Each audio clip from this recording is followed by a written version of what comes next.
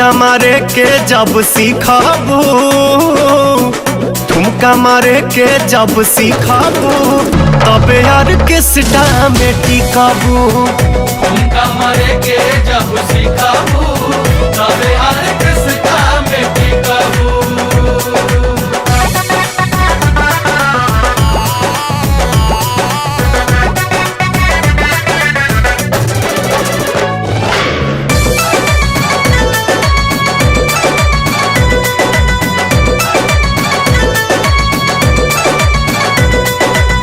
कहतानी साच भले लागी तोहरा आँच हो, हमनी के चाही देहात वाला नाच हो।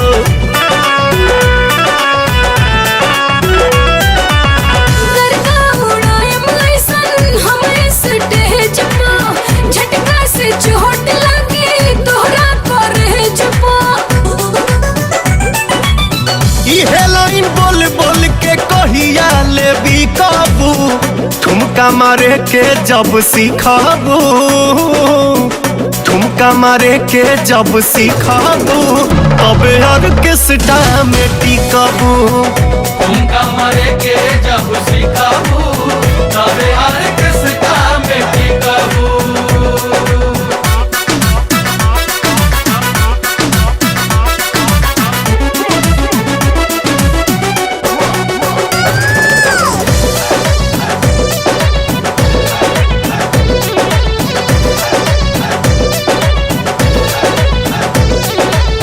कमर न करी जबले लेफ्ट राइट अप हो, होई प्रोग्राम 5 मिनट में पलप हो। ठुमका के पीछे काहे बड़ा तू पड़ल, हमरा अदा से सारा लगवा बतौरल। हाँ कके नुमाइश बोला कहिया ले जीताबू, ठुमका मारे के जब सीखबू, ठुमका मारे के जब सीखबू तबे ऑर्केस्ट्रा में टिकबू। ठुमका मारे के जब सीखबू तबे